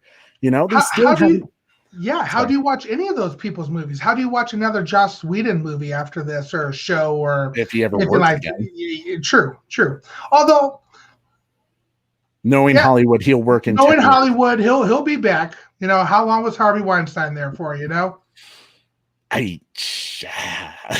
said it. Jesse says maybe it's one big conspiracy. Warner Brothers butchering their films on the first release so they can release a director's cut later down the line and make money again. You know, I've wondered that too. Like if they were kind of playing this like WWE bad guy, like Vince McMahon. Like, I mean, technically everyone says he's like the nicest guy in the world and, you know, a hard worker and not afraid to call you out on your shit. But like he often plays the bad guy, the heel. You know, it's the way to kind of propel the story forward, you know, the authority. I don't know how true it is because Warner Brothers just, you see the films when they have full control, Birds of Prey, you know, like it was shit. in my opinion. I know some people really love Birds of Prey, but like I hated it. But like Juan said earlier, why aren't they pushing Suicide Squad 2? Like it comes out in 2 months, right? Which is interesting because James Gunn said during DC Fandom that it's been an amazing experience to make Suicide Squad because Warner Brothers saw his cut and they were like, oh, we have no notes for you, dude. It's fantastic. It's exactly what we wanted. That's a bit alarming. First off, that it was exactly what Warner Brothers wanted, because so far exactly what Warner Brothers wants is shit. But boy. The fact that they haven't fixed the Ray Fisher situation, no apology to him yet. He's clearly in the right, at least from everything I've heard and seen. I mean, the fact that he comes out immediately and says specifically what happens, and then Warner Brothers will try to come out with like something that has nothing to do with that situation until they're really pushed to respond to it. And then it's something to the effect of he's lying. Tell us how he's lying. Give me a specific, like, this didn't happen. This right here didn't happen. Don't say, oh, Jeff Johns not a racist because he used to be married to a black woman. But yet you have another actress who worked on the Krypton show who says, yeah, that dude is freaking racist. How are you going to respond to that? They haven't yet. Anyways, one of the cool things that Zack Snyder had an interview with Lightcast Podcast, and someone asked him about, I think Matthew, I think that's his name, to interview Matthew. I watched his show a few times, but he actually asked him about Ben Affleck's The Batman movie. And Zach had talked about it and said that Ben Affleck, he was working on a script. It was a wonderful script. He had a great villain, Deathstroke, Joe Manganiello, and Ben wanted to do it. And then it just never happened. And then Zach says in the middle of the interview, he's like, there was a little problem. And then he stops and he's like, well, actually, it was a pretty big problem. And then it never happened. Now, I know a lot of people took this as, when I watched the interview, I watched it like 5 times to make sure I like paid attention to what Zach said. I know a lot of people took that as in like, Ben wants to do it. Ben wants to come back as Batman. I think it was kind of taken out of context.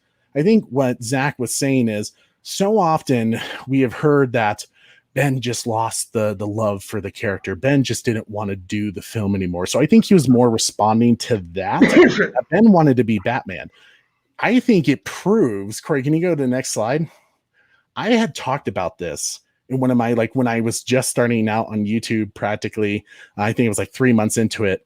I did a like Batfleck conspiracy video because Joe Manganiello had talked to something in an interview that he did where something didn't align to what happened with the events of when Ben dropped the role and, to what Joe was saying when it happened. Because Joe was saying immediately before the Justice League release in November 2017, they had canceled the Batfleck movie.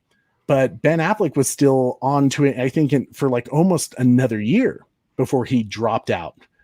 Here's what I think happened. And I talked about this in the video. So if you ever want to watch it, I highly recommend you watching it because I kind of go into the dates and the details. I can't remember all that information off the top of my head. Jeff Johns was getting involved into Ben Affleck's movie. He was telling Ben, this is what you need to do with Batman. He needs to be the smiling idiot that we saw in the 2007 Justice League film. And Ben was like, what the hell are you doing? This is my film. Get the hell out. And because Jeff Johns was the top dog back then and everyone was supporting Jeff, Ben was not going to make a shitty film. He saw what they did to Zach. He saw what they were doing to Batman, and he wasn't going to put out a movie that he had his name attached to as the director and writer and have Warner Brothers go in and completely screw it up. So he just made the decision like, I'm out. I'm not doing this shit. Like, we're not playing this game. Ben didn't lose the love for the character. He loves Batman. Now, he's respectful in his interviews. He says, yeah, I just couldn't quite figure it out. I tried doing things with the script and I just couldn't get it. Yet everyone who has read the script, Zach, Jay Oliva, hell, even Chris Terrio, have all said it was probably going to be the best Batman movie you ever saw. And yet Ben is saying, I couldn't figure it out. He was trying to be respectful. The truth is, he made a damn good film.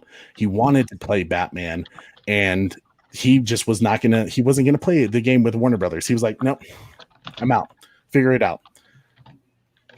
That pisses me off so much to think that we almost had an incredible film with Ben Affleck, with Deathstroke and Batgirl, and all this, and this psychological thriller with Batman, and someone like Deathstroke just peeling back those layers and destroying the man under the cowl. That's crazy. As Zach has said, Ben Affleck's Batman, he's addicted to Batman. Batman is his true self, just like in the comics, right? Batman is his true self. Bruce Wayne is the mask. We were actually going to see that film. And the fact that Warner Brothers got involved and Ben was like, no, I don't want a part of this. That's why I think it's interesting that immediately when Zack Snyder's Justice League was announced, Ben was back to do the additional shots for Zack. He was back. He was like, yep, I'm wherever you need me, pal. Let's get me back in the cowl again. He was like, I love it. I'm back in it. The Flash film signed on. Yep, Batman again. Love it. Now, here's where I say I think, even though it was taken out of context of what Zack was talking about in that specific moment, I know Zack is also a very smart guy. He knows that we're going to pick apart everything he says. I think he said that to generate the hype that it has, because I think Ben really does want to be Batman again. Just like when we saw he did some huge event with Jimmy Kimmel. I think it was like something like, I can't recall, some event where they're trying to get people to do stuff and raise money, I think, for something. And Jimmy Kimmel came out in a Robin suit.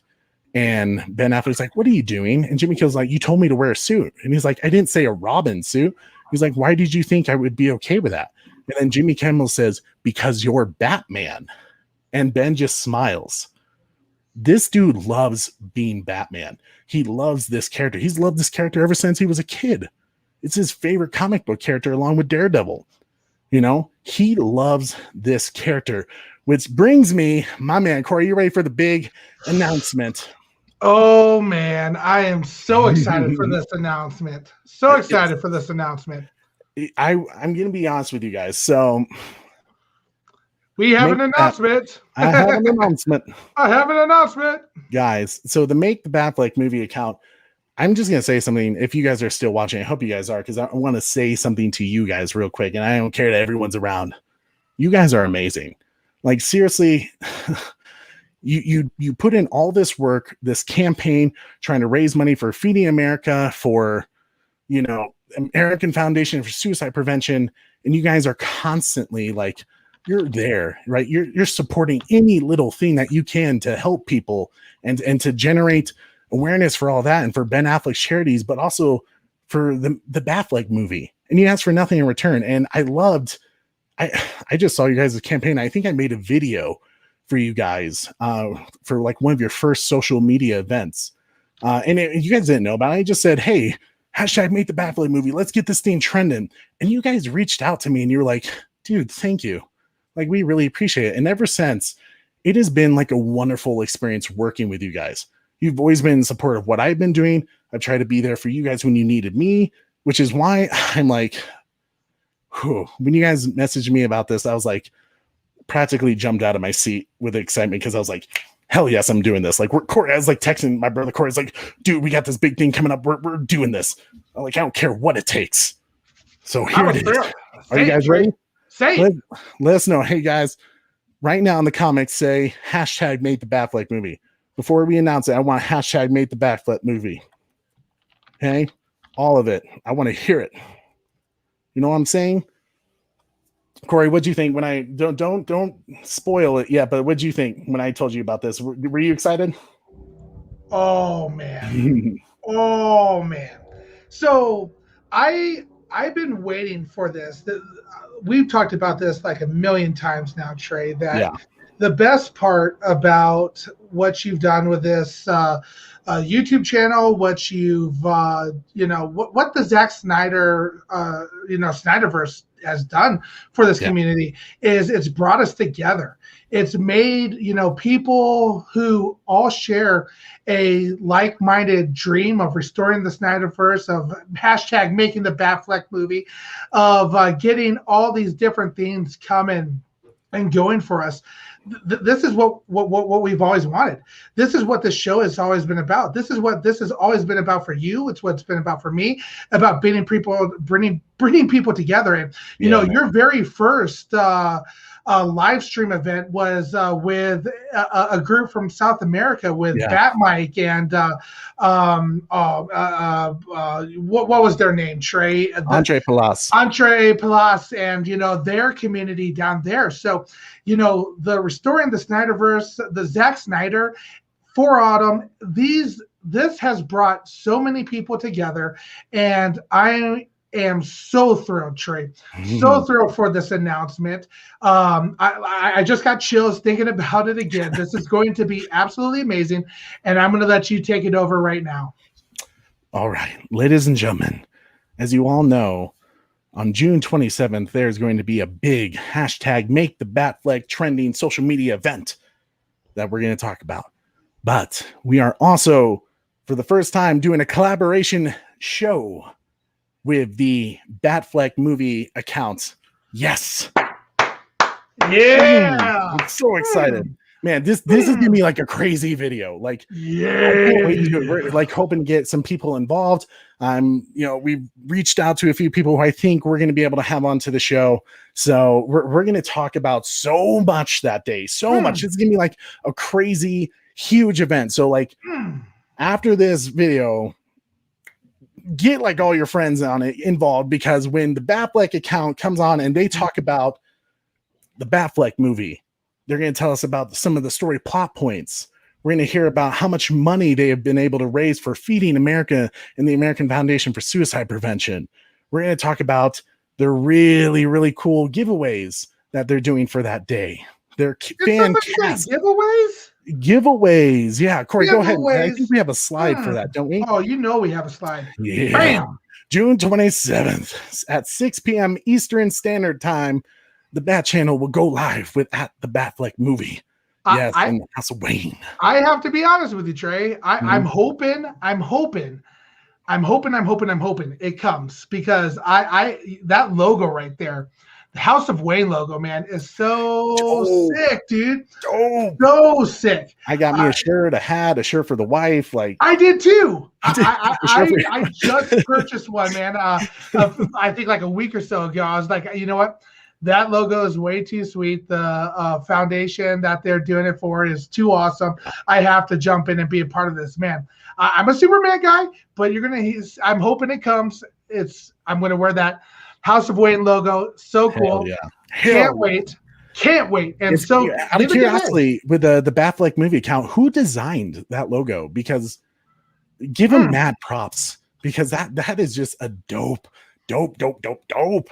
logo. I'm so excited. When I sent it like a picture to my wife, didn't even tell her what it was, and she was like, "Oh, that's cool. Like, that's really, really cool. I'd wear that." I was like, "Good, because I already bought it for you." And so Kung Fu Scuba says, "Save the date. We do this for Ben. He needs his own solo movie." I honestly don't care if it's a movie, if it's a freaking series. We need to see Batfleck, Joe Manganiello, J.K. Simmons back as James Gordon, and hell, even Jeremy Irons as Alfred, and Batgirl. Who the hell was Ben Affleck going to pick for Batgirl? Like, this is going to be one of our talented admins. Whoever that admin is, brother, good job. Much props. Or sister, I don't even know. Fantastic work. Like, brilliant logo. And guys, if you want, Corey, can you go to the next slide? I think I put some pictures up. They have some of their merch on Ink to the People. We need to represent on June 27th. This is all the times they have for their event, where they're going to do some, you guys can put in your fan castings. It's just going to be like such a cool Stop me when I make my point. Cool event. I didn't stop you yet. Oh, you know, sorry. Cool.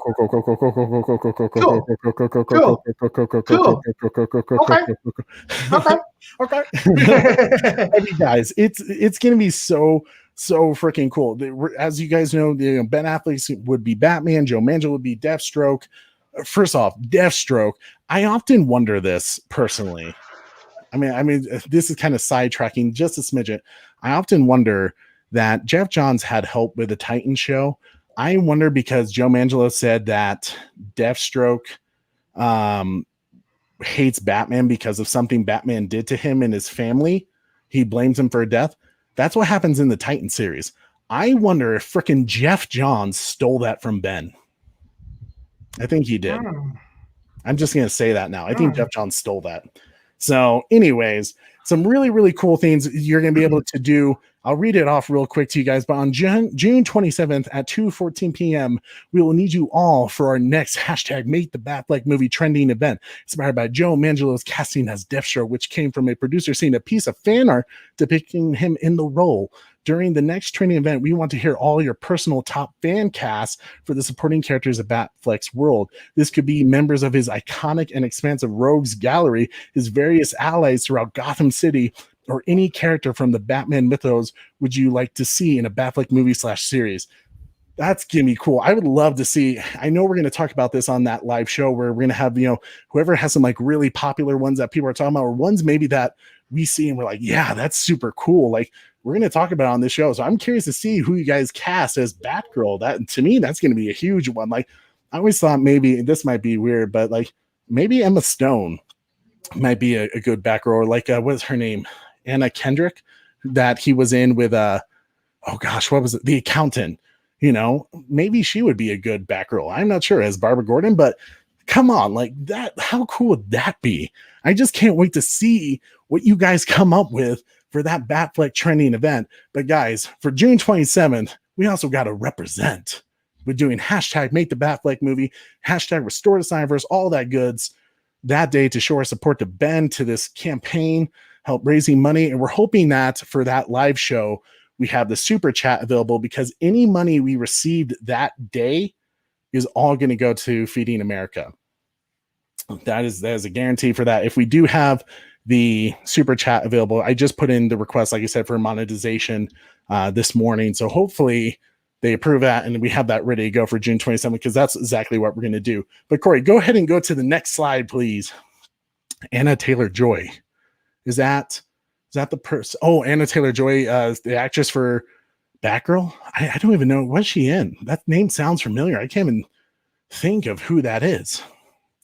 But hey, so on June 27th, guys, we need to represent. So like I said, they're doing some giveaways alongside our June 27th Fancast theme trending event. We will also be holding a giveaway where you can win your choice of one of 3 t-shirts from Zack Snyder's previous Ink to the People campaigns. Love Ink to the People. They make great shirts. I have tons from them. And like I said, I'm getting my House of Wayne stuff soon, but they have All the Gods, Zack Snyder's Justice League 2021, an associate producer. The giveaway will start at the same time as our trending event and will close midnight on July 1st. To enter, all you have to do is make a donation. You must provide your name. That's key, of $5 or more in the, I totally moved my mouse the other way. Allotted time on our Feeding America page. You'll be entered into a raffle where the winner will be picked at random, since a $5 donation will cover the $3 donation or more needed for one or our incentive. If you do so, you will be given the option to be mailed some of our hashtag Make the Batfleck stickers, which I have some somewhere. I think I put some on my laptop. But if you do so, you'll be given the Batfleck stickers, 2 designs currently available, and further instructions on our Feeding America page. Guys, come on. The All the Gods t-shirts. There's some hidden messages there from Zack's future sequels on his Justice League film that are brilliant. Yeah, the Zack Snyder Justice League t-shirt, the associate producers. I have that shirt. It has a little heart in the middle, and it has the name back where it says associate producer, where you can get it like super cool. I think Mighty Pegasus got it like embroidered, like so many cool stuff. But look at this Ink to the People merch that House of Wayne has right now. Corey, can we make that full so people can see it? Look at that. A hat. I got that hat so too. Good, man. I hope it gets here before the June 27th Me event. too. And I have to tell you what, did you notice that on the helmet, like just right above the shield, it had the kind of the bat ears going on, I thought that was so tight. It was such an in-depth logo, and being a Superman fan, I was like, oh, I gotta support that. House of Wayne, that House of Wayne logo just looks so cool. So, congrats the Batfleck movie. That was a phenomenal logo. You know what we should do, Trey? Yeah. If people get theirs before June 27th and they send us a picture of them, we should totally show some of those people wearing the shirts and stuff like that. I think that'd be really cool. So if you guys go and buy that shirt or, take a picture of it, that'd be sweet, man. Don't you think? If you guys do that, I'm thinking about that, Corey, that's a wonderful idea. So sorry, I'm thinking if you guys do that, take pictures and tag the Batfleck movie account and hashtag, at _bat channel. That's us. That's our social media Twitter account. So that way we can see it and we'll retweet it and we'll put it, some of our favorite ones we'll put up on the show. And one of the cool things, the Batfleck movie account told me about this. Into the People, they don't like model every design they do, but they did for the House of Wayne, which is super dope. It was like, that was such a crazy thing that Into the People was like, yeah, it's a cool design. We're modeling that. Like, so man, here's the great thing about Into the People that I really love about them. And I was glad that Warner Brothers didn't stop Zack from using it, because technically Batman and Justice League is their IP, right? How, anytime you buy something from Into the People, is it a little on the pricier side? Yeah, sure. We'll just say sure, even though it's not that bad at all. Part of the reason why it's a little, maybe more than a typical shirt, is because a portion of that money goes to Feeding America, the American Foundation for Suicide Prevention. All those Zack Snyder Justice League shirts, it didn't just go to Into the People. It went partly to a great cause, which is what Into the People is doing with the House of Wayne shirts and merchandise. Guys, get your merch so you can represent on that day. Tag us in your pictures, tag the Batfleck account, so that way we can post it on our video here, because June 27th at 6 p.m. Eastern Standard Time, that's going to be a cool. Stop me when I, make my point, Corey. Oh, you muted yourself, so I guess I'm gonna keep going. Damn good show. It's gonna be, guys. I'm so excited. Literally, I'm like jumping out of my seat excited, okay? Like, this is gonna be such a fantastic event. Get everyone there for the 6 p.m. Eastern Standard Time show on June 27th. Like I said, we might have some special people coming in for that. Nothing's confirmed yet, but we're working on it as the time, because this is all developed like within the last few days, right? So it's very fresh, but this is going to be a dope ass show. You're not going to want to miss it. Even if, like when the Batfleck campaign comes on, we're going to talk about some cool ass Batman story plots that Ben Affleck had planned. We're going to dive deep in what could have been, and what I will say, what still will be, because, hey, it's just the tip of the iceberg. Like the Batfleck movie says, it's going to be fantastic. You already know. Ben Affleck loves being Batman, guys. He wants to be back. That's the truth. He wouldn't come back to The Flash just to kill himself off. He wouldn't come back for the additional reshoots with Martian Manhunter, or what was supposed to be the Green Lantern scene. To be, I'll see you around. Ben Affleck's winking at us, saying like, oh yeah, I'm still the goddamn Batman. Hell yeah. Oh man, I'm so excited. So excited. It's going to be great. It's going to be good. So Comic Book Craig Movie says, Trey, where did you get your hat? New Era. New Era is where I got it. But I'm super stoked for the Into the People House of Wayne hat that I'm about to get, because I dig that design. It's like the crest that you see in BVS almost, but it has a little more to it. And like I said, that, like Corey pointed out, how the Knight's helmet.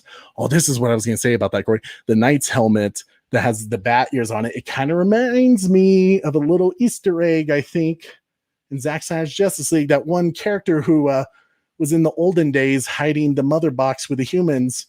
Kind of looks like that. I don't know. Guys, don't miss this. Don't miss this. It's going to be damn good. Damn good. And one more time before we end. So the Batfleck movie says our shirt is coming tomorrow. That gets me excited. I need to find out when the hell my shirt's coming in.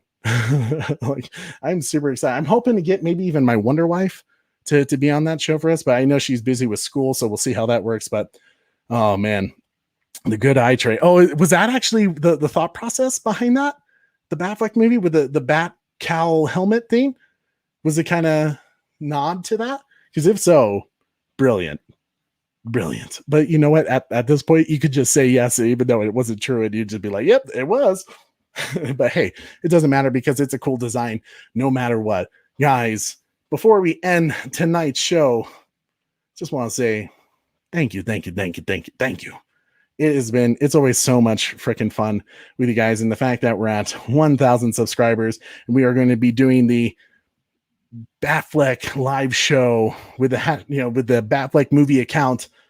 I was like, I'm so excited for that. And later this week, I'm going to be on Sil Abdul's show at some point where I'm going to talk about, the Batfleck movie some more, to get this hyped, because this is going to be a big deal. So before we end tonight, give me one more time the hashtag make the Batfleck movie so we see all that support for this film, because this film is something we all need to see, and it will happen. It will happen, folks, because who doesn't want more Batfleck?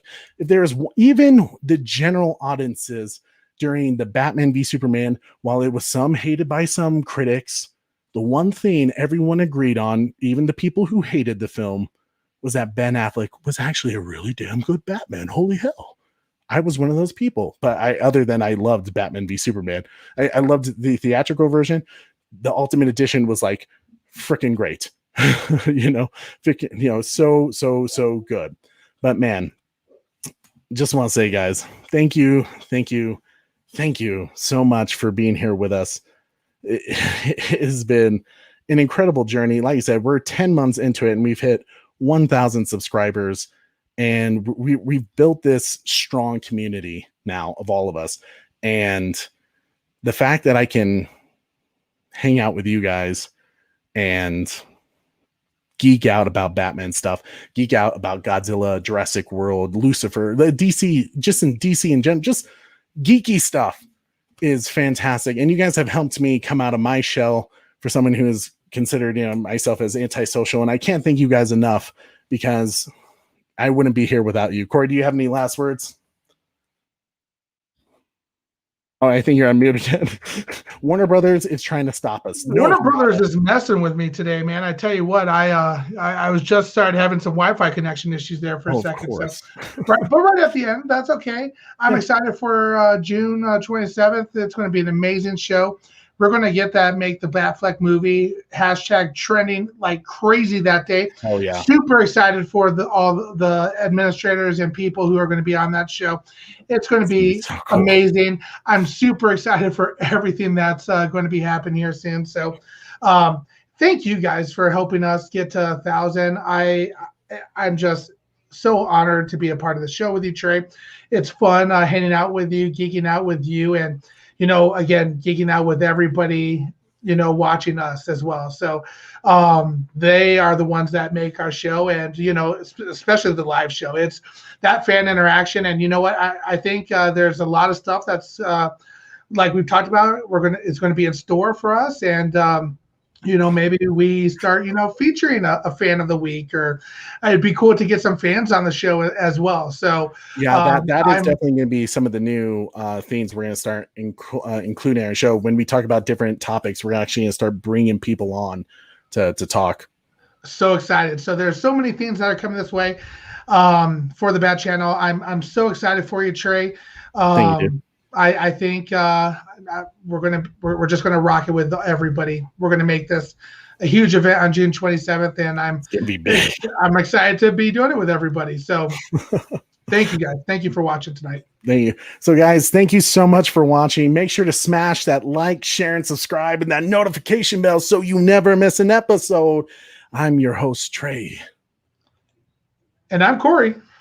And don't forget to tune in weekly. Same bat time. Same bat channel.